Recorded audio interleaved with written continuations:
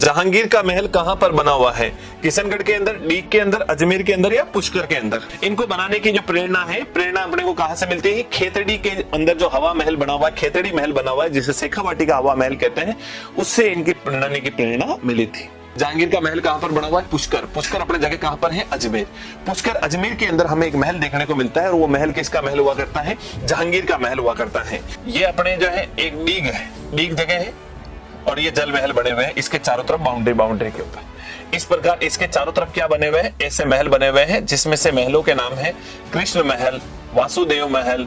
ऐसे महल बने हुए हैं, जैसे नंद महल, ये नंद महल हो गया, ये वासुदेव महल हो गया, ये अपने सावण भादो महल हो गया, सावण भादो महल। ऐसे बहुत सारे महल बने हुए हैं और इसका नाम क्या है? तो ये है अपने डीग के जल महल। और प्यारे बच्चों, ये जो डीग के जल महल है, इनका निर्माण किसने करवाया? डीग के अंदर बने हुए हैं, महाराजा सूरजमल ने इनका निर्माण कराया था। और इन जल महलों के अंदर क्या भरा हुआ है? अपने बहुत ज्यादा पानी भरा हुआ है। अच्छा, इस जल महलों के अंदर पानी की आपूर्ति किससे होती है? एक ये वितरिका है जिसका नाम है नंदराय वितरिका।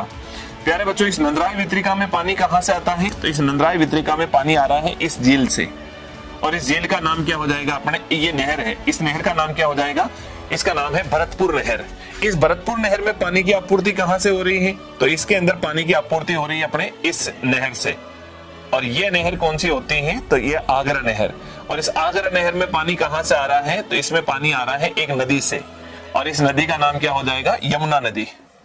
तो बहुत बार हमें यह भी पूछ लिया जाता है कि डीग के जो जल महल है, डीग के जल महलों में पानी की आपूर्ति किस नदी से होती है? तो इसके अंदर जो पानी की आपूर्ति होती है वो हमें इस नदी से देखने को मिलती है।